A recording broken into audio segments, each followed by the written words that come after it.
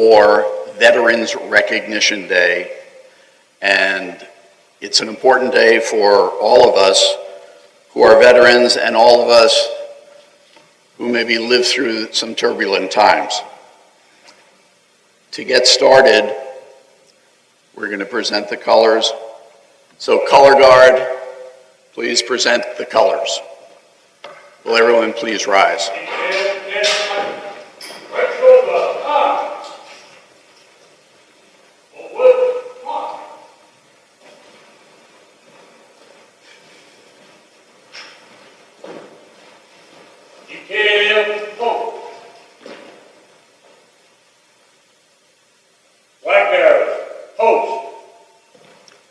Present arms.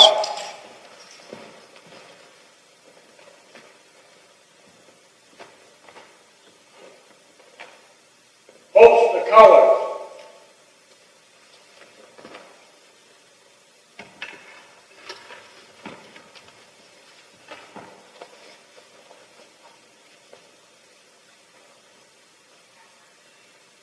There is return.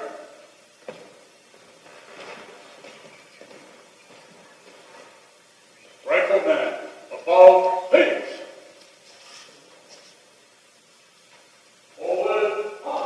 Order, arms.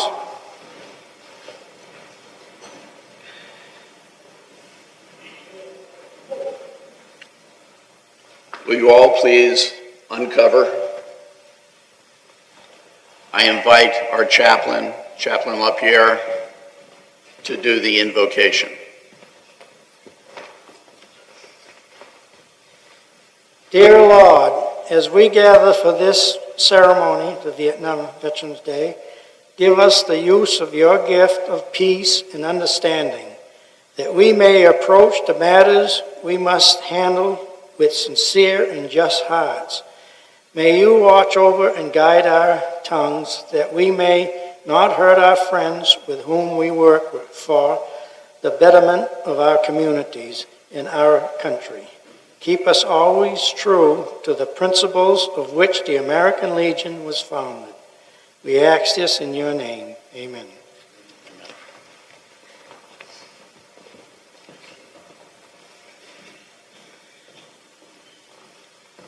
Please remain seated for a while. Thank you.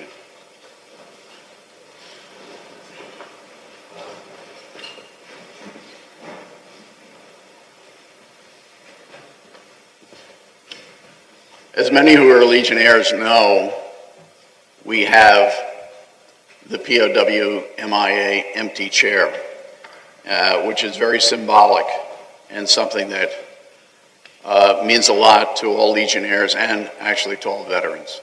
So I'd like to read the proclamation for the empty chair. A POW MIA empty chair is placed at all official meetings of the American Legion as a physical symbol of the thousands of American POW MIAs still unaccounted for from all the wars and conflicts involving the United States of America. This is a reminder for all of us to spare no effort to secure the release of any prisoners from captivity, the repatriation of the remains of those who died bravely in the defense of liberty, and a full accounting of those missing. Let us rededicate ourselves to this vital endeavor.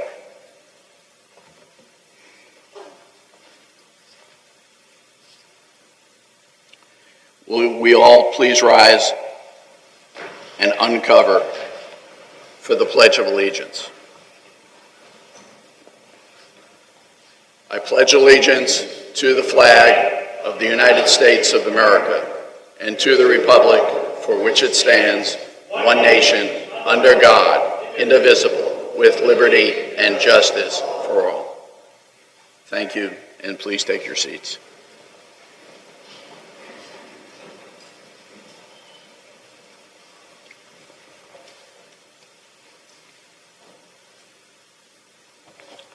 Seems like we just did this a year ago. very happy to see you here, and I wanted to thank Roseanne Martin for doing just a great job of getting the word out. I'd like to also thank our fellow veterans from the VFW post in South Berwick for attending, and for all those who have an internal feeling about Vietnam and Vietnam veterans. So God bless you and thank you. There are a couple of things I want to read this morning, and one was actually kind of an announcement for today, which I thought was very meaningful, and I wanted to repeat it. The National Vietnam War Veterans Recognition Act of 2017 was signed into law by the 45th President of the United States, designating every March 29th as National Vietnam Veterans Day. This specific date was chosen because the 29th of March, 1973, was the last day U.S. combat troops departed Vietnam. Additionally, on or about this day, Hanoi released the last of the acknowledged prisoners of war. Some 48,000 men and women from the state of Maine answered the nation's call in Vietnam, while an additional 16,000 Mainers were serving worldwide during the Vietnam War era. There are 341 names etched on the black granite wall known as the Vietnam Veterans War Memorial in Washington, D.C., and 12 of Maine's finest who are still missing in Southeast Asia. Think about that for a second. Behind me on the left and right are the names of everyone from the state of Maine who fell as a result of the Vietnam War. They were all killed in action. The names of the Mainers who are etched in stone in our nation's capital come from 151 cities, towns, islands, and hamlets across the great state, two of whom called Berwick their home. You can see them in yellow up at the top right, or top left for you. Today, there are still millions of U.S. Vietnam veterans and their families living among us. March 29th matters because, in the words of the then Governor LePage state proclamation on the 50th anniversary of the Vietnam War, on this day we recall their sacrifices and say to those who served, those who gave their lives, those who were disabled, those who are still missing in Southeast Asia, thank you for your service. We have not forgotten you. We will not forget you.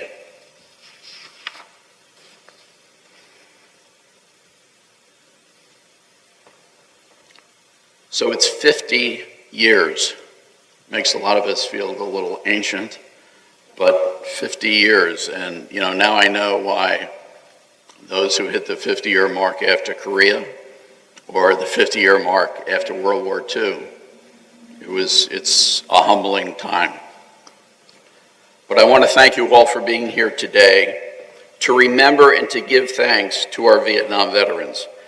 Many of us present served, and we served our country in a vital role and capacity,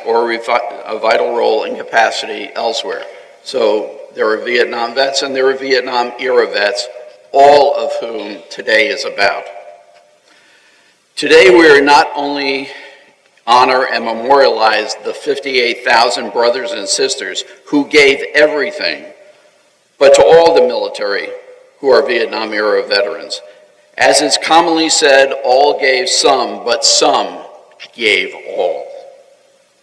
Many here in this group saw considerable action and carry their Purple Hearts with honor and our deep gratitude. But all who served made difficult and determined contributions that can never be passed over or minimized. This is why we are here today. For all of them, all the fallen, all the wounded, all the PLWs, and all who served. In this audience today, there are many who were wounded in action in Vietnam. There are some hard statistics, but we need to remember these statistics today. Over 58,000 killed in action.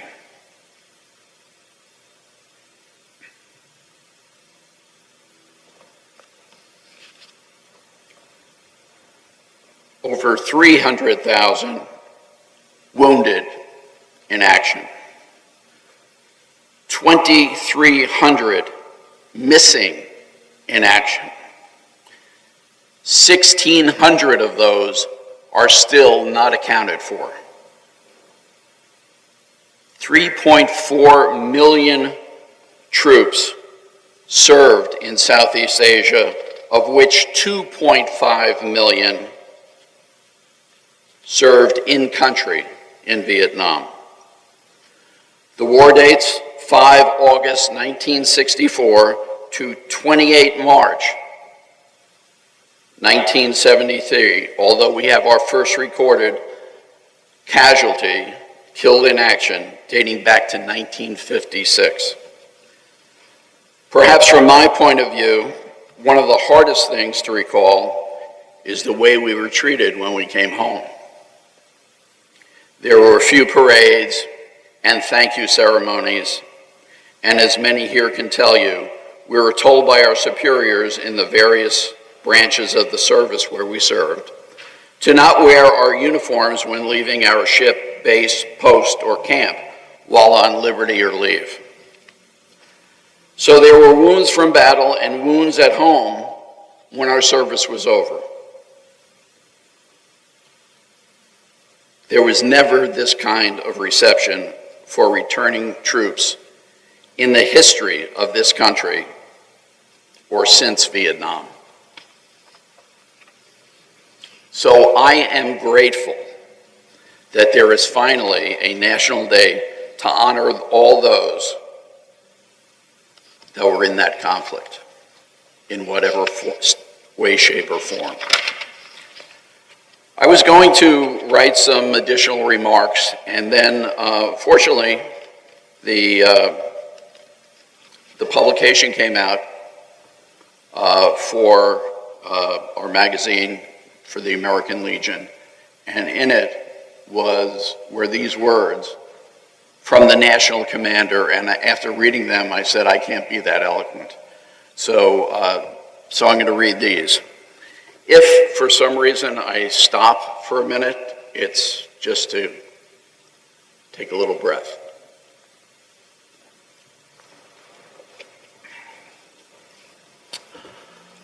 On March 29th, 1973, Army Master Sergeant Max Bilkey boarded a C-130 in Saigon and headed home.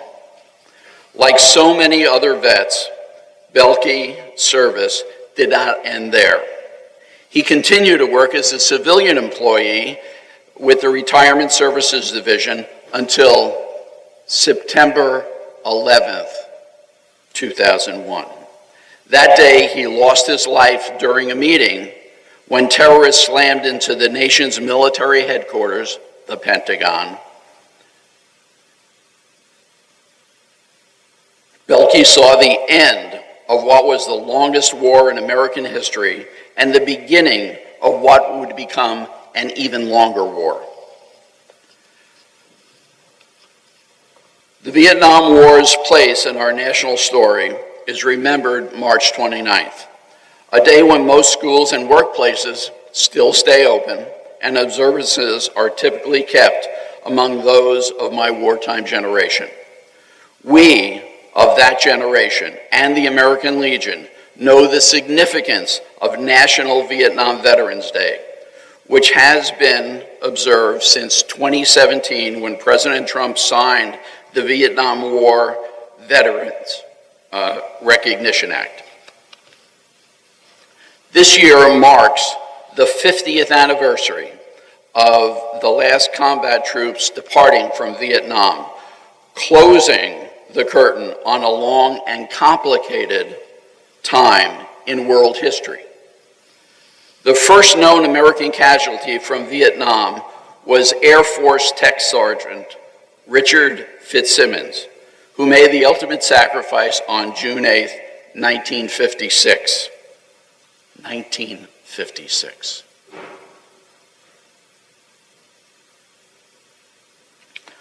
On September 7, 1965, his son, Marine Lance Corporal Richard Fitzsimmons III, would make the same sacrifice, father and son. They both rest eternally at Blue Hill Cemetery in Braintree, Mass. The names of the 58,000 Americans would eventually be etched for eternity on the Vietnam Veterans Memorial Wall in Washington.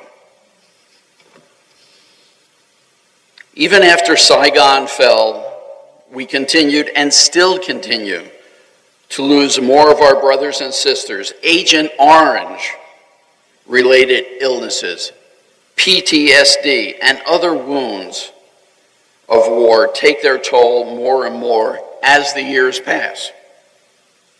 I am proud to say that more than 1 million Vietnam veterans belong to the American Legion, making them the largest segment of our membership.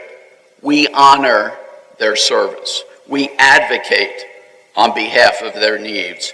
We defend their legacy. While historians continue to debate and second-guess the strategies and decisions of Americans' political leaders during the Vietnam War, the noble service of the men and women who served there should not be forgotten. It is too late. It is not too late to heal those wounds. The next time you see a Vietnam veteran, say thank you for your service. And if you are one, welcome home.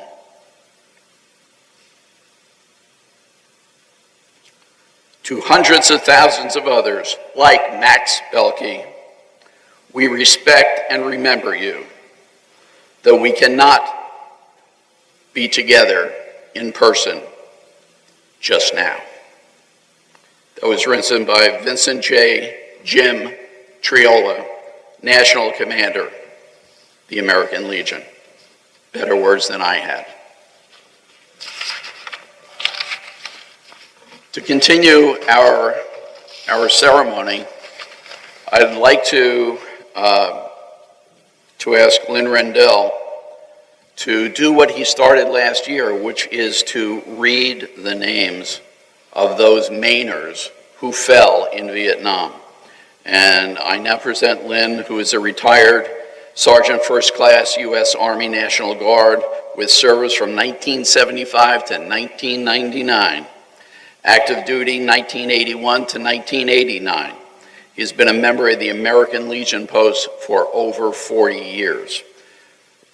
He will read the names of the war dead, and we're so happy that he has taken this upon himself as his sacred duty. And Lynn. Thank you, Commander.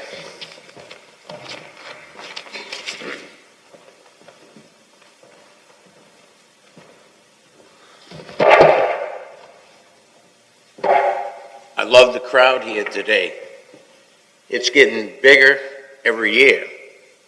Although signed into law by President Trump in 2017, I didn't know this day existed until 2021. First I heard about it. I said, I want to be part of this in 2022 if I can.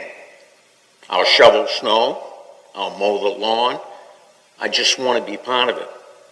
In 2017, past Commander Frank Malinsky got a bunch of us for the 45th anniversary, and we built a float, and Phil Jenks contracted down in Portsmouth, and we got the names of the Vietnam veterans from the state of Maine that we lost during the Vietnam War. Okay. Storage problems and everything else, we had to disassemble that float, and we had put it in, and you can only do that so many times. It was a tough decision, it was made, but in 2022, I went to the American Legion officers, and I says, I'd like to be part of that, and I says, why don't we take, on that day, you can't do it on Veterans Day, you can't do it on Memorial Day, this is their day. I says, can I have a few minutes to read 44 names? And I just come up with that. You can't do all 338. And they said, fine. So I researched that. And if I break down, it's because I researched it. I read every obituary. I read everything. And it's going to take me until 2029 to get through that list. And my wife knows where it is if I'm not around. But the commander just went through that. And there's somebody sent me this, and I'm going to read that. It said, welcome home. And this is to everybody out there. I want to thank you for your service during the Vietnam War. From 1956 to 1973, 58,000 men and women served honorably and paid the ultimate sacrifice for our country in order to preserve peace and freedom in a foreign nation. It is important to never forget that not everyone who lost their life in Vietnam died there. Not everyone who came back from Vietnam ever left. I grew up with Vietnam veterans. And I had one guy told me, he says, like losing a son or a daughter or a child. It's the last thing you think of at night and the first thing you think of in the morning. And nothing is more profound than having somebody tell you that. On March 29, 2023, we should know that it's been 50 years since the last troops left. When Frank and a bunch of us got together, it was for the 45th. So even today, we still continue to lose more of our brothers and sisters from Agent Orange, related PTSD, war of wounds, and suicide. We're working on that. The National Commander's slogan is, be the one. And we are being the one. If somebody gives us indications, we're there. Every Wednesday, I have Vietnam veterans sitting at my coffee table and said, well, today's Wednesday. We had it yesterday. I changed the date for them. But we still get together and we still have coffee, and my wife makes stuff. It's not too late to heal old wounds, and never forget that. Please thank all veterans for their service and welcome them home any chance you get. Vietnam War. I'll try to be as quick as I can on this, but I only get once a year to do this. There's 58,286 names. The youngest Marine PFC, Daniel Bullock, was 15 years old. He was running away from home, took his brother's birth certificate. They didn't know he was gone until they sent the body home. The oldest was Navy Petty Officer, First Class Kenneth Taylor, 62 years old. On the wall, there's 3 sets of fathers and sons. There's 1 set of stepbrothers. There's 39 pairs of brothers, 8 women, 16 clergy, and 155 Medal of Honor winners, recipients. You didn't win it, you were awarded. One of them was from Newport, Maine. His name was Skittle. And when I get to that, I'll read his entire citation that year, if they let me. 9 million service members served in all branches of the service there. The reason why I come up to this is somebody once said, when you die twice. The first time you die is when your heart stops beating and your soul goes to wherever your religions say it's supposed to go.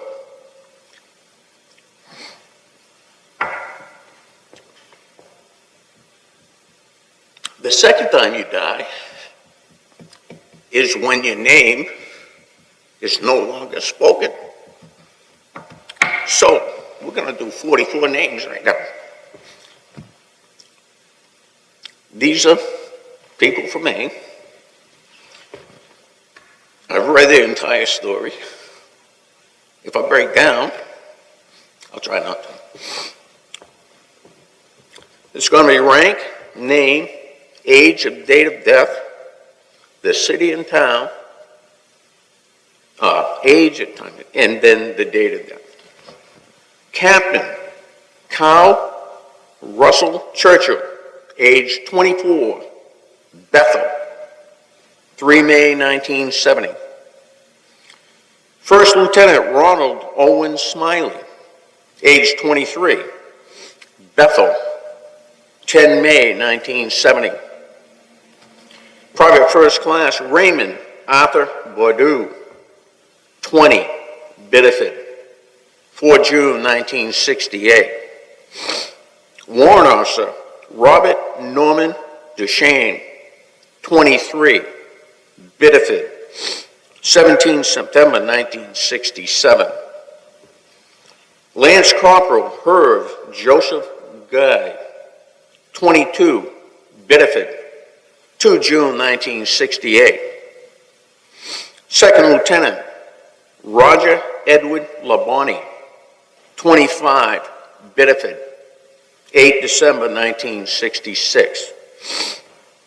Private First Class Ronald Gerald LePage, 20, Biddeford, 25 May 1967. Lance Corporal Norman Gerald Joseph Poitras, 20, Biddeford, 22 August 1966. Private First Class Joseph Kenneth Larry Belanger, 20, Bingham, 7 February 1965. Sergeant Stanley John Lento, 20, Blaine, 24 July 1969. Hospitalman Jonathan Ansel Sawyer, 18, Booth Bay Harbor, 2 July 1967. Sergeant Gordon Edmund Tibbetts, 21, Booth Bay Harbor, 26 March 1971. Private First Class Michael Edward Poliquin, 20, Bowdenham, 19 August 1969. Specialist 4, Philip J. Caford Jr., 21, Brewer, 22,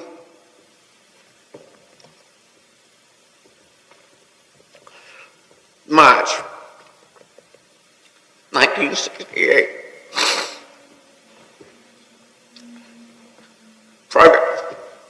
Private First Class Michael Henry Deragon, 22, Brewer, 14 August 1969.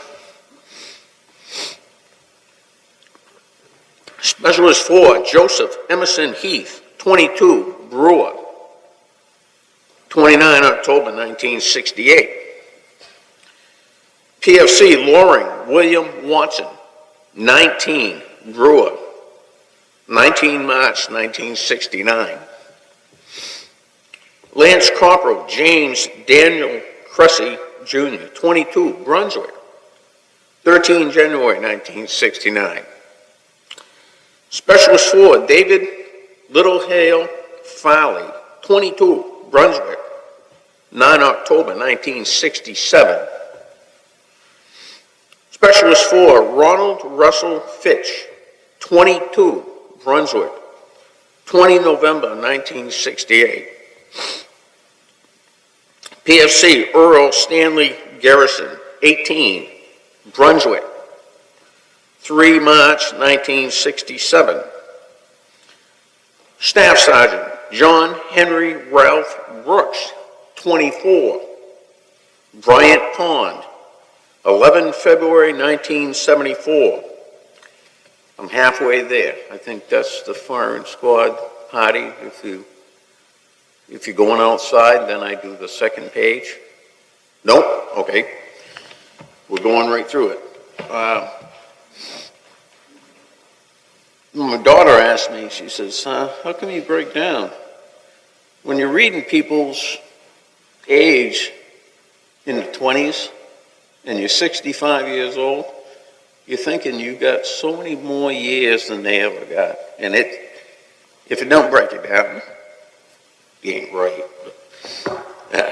Specialist 4, Neil Howard McKillop, 20, Bryant Pond, 1 February 1969. Awarded the Bronze Star for valor for his last firefight. Corporal Roy Clifford McEwen, 20, Bucksport, 19 June 1966. Lance Corporal Eric Michael Wardell, 20, Bucksport, 4 September 1967. Private Donovan Keith Elwell, 20, Buxton, 25 February 1967. Staff Sergeant Ira Hilton Perkins Jr., 29, Callis, 7 June 1966. Specialist 4, Clarence Lawrence Chase, 19, Camden, 21 August 1967. Specialist 4, Edwin Ellis Elliott, 20, Canaan, 11 April 1967. Private First Class Richard Purley Bubar, 22, Caribou, 1 November 1964. Master Sergeant John Edgar Gagnon, 36, Caribou, 1 February 1968. Specialist 4, Percy Charles Gagnon, 25, Caribou, 23 March 1970. Captain Roger Edward Garvin, 28, Caribou, 15 March 1964. Specialist 5, Dana Leroy Mace, 23, Caribou, 7 July 1969. Lance Corporal Scott James Roderick, 24, Caribou, 21 January 1970. Staff Sergeant Sheldon Wayne Hicks, 19, Carmel, 7 June 1969. Private First Class Larry Freeman Faulkner, 19, Chisholm, 13 July 1967. Specialist 4, John Edward Mogan, 21, Clifton, 15 December 1967. Private First Class Paul Earl Sudsbury, 21, Carina, 10 August 1966. Sergeant First Class Charles Oakes Baker II, 34, Cousins Island, 15 January 1968. Private First Class Louis Basil Albert Jr., 21, Danforth, 8 October 1969. First Sergeant Malcolm Cyril Dooley, 36, Dexter, 5 May 1968. Private First Class Bruce Harold Tibbetts, 20, Dixfield, 11 June 1969. Sergeant Richard Clare Doherty, 19, Dover Foxcroft, 4 November 1971. Airman First Class Johnson Ashley Meade, 24, Dover Foxtrot, 7 December 1965. What I don't do is I never stop researching. And like I say, I've read the full obituary for every one of these people. What I didn't have last year that I have now is all the pictures of every soldier's name that I just read. And I didn't have that last year. So if anybody in the crowd knew somebody they went to school with, they had to have a home record in the state of Maine, from Madawaska to Berwick, and you hadn't seen them in years, but I know I went to school with them. I don't remember what they look. I have their picture, and I'll show it to you today if you just ask me. I hope we've done them proud. Thank you.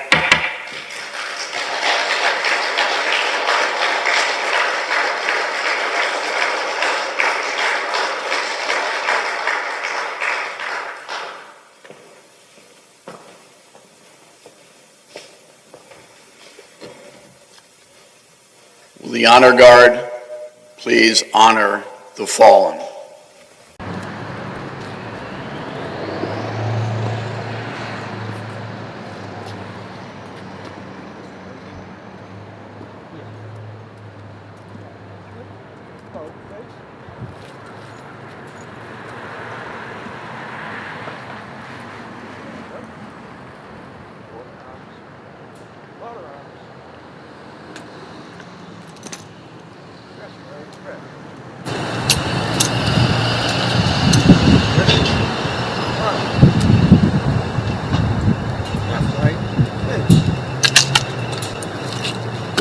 Ready?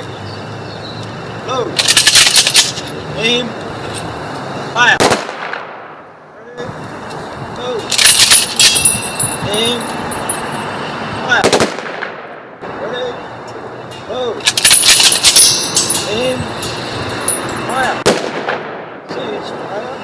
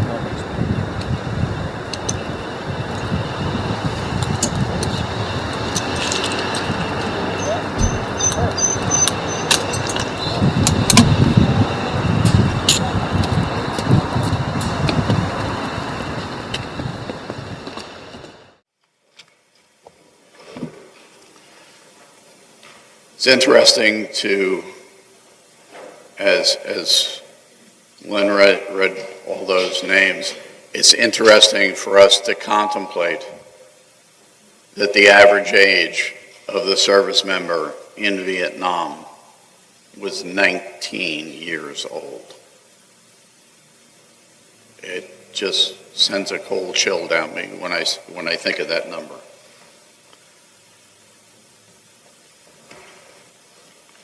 The chaplain, please do the closing.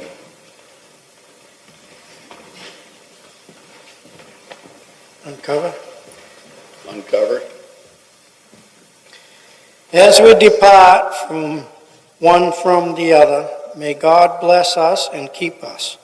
Into his gracious protection we commit ourselves. May he be near us to defend us, with us to refresh us, around us to preserve us, before us to guide us, behind us to justify us, and above us to bless us and keep us from all evil. Amen.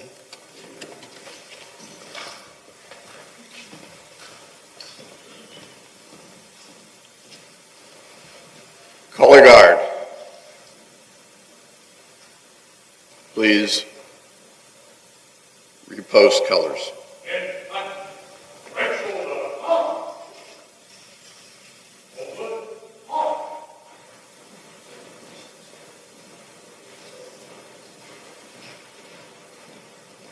Detail, hold. Bearers, recover the flags.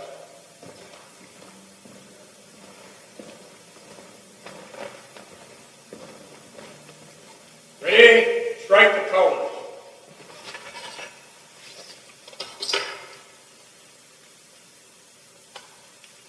Bearers, return. Rifle above, please. Forward, pause. Present arms.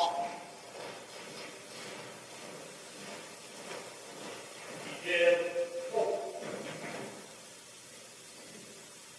Stand at ease. Order, arms.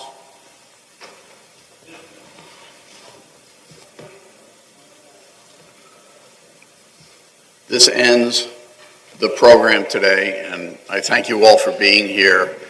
This particular ceremony every year is quite emotional. It's something that means so much in different ways to all those who attend. And would you do me a favor before we leave? Will all those who are Vietnam veterans please raise your hand?